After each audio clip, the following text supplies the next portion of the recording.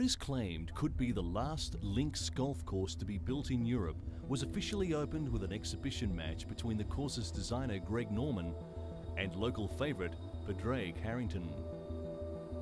The Doonberg course in County Clare in the southwest of Ireland hosts the annual Palmer's Cup, and this match was a chance for Norman and others to put it to the test. The town of Doonberg, hugging the Atlantic coast in the southwest of Ireland, has waited a long time for its golf course. Permission for a links course here was first granted as far back as the 1890s. But its remote location was felt to be a disadvantage. There was no railway line nearby, and another spot was chosen.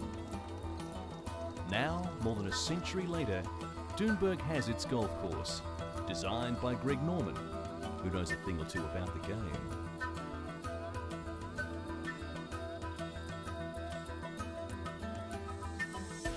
Norman says it isn't a long golf course by anyone's imagination, but says it'll test every aspect of a golfer's game, from a little shot from a 100-yard par 3 to a booming 400-yard drive down number 4.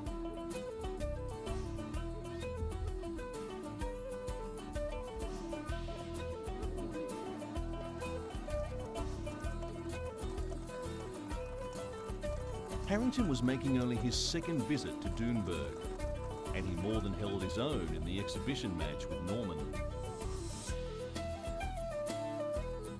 2 down early on, he got back to within a stroke, but in the end it was Norman, who has visited the site some 20 times during its construction, who took the honours. In typically mixed Irish weather, the Great White Shark's local knowledge was just enough to win the day.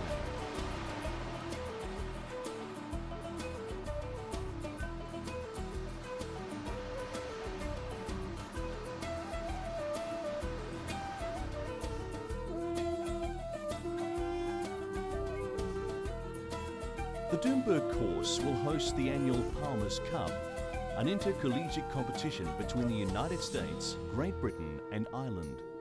It's a chance for possible golfing stars of the future to test themselves on a course rooted in the past.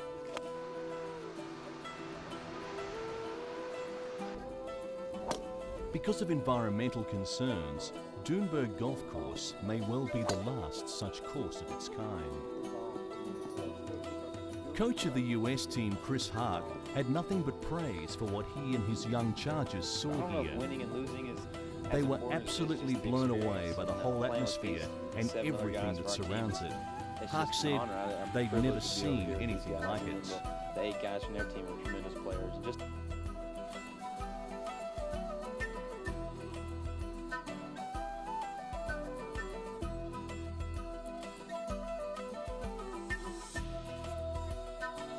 As for the Great Britain and Ireland team, David Ridley was showing quiet confidence in his players ahead of this great event. He said there's a few characters in their team, 4 players who've been out there before and have experience.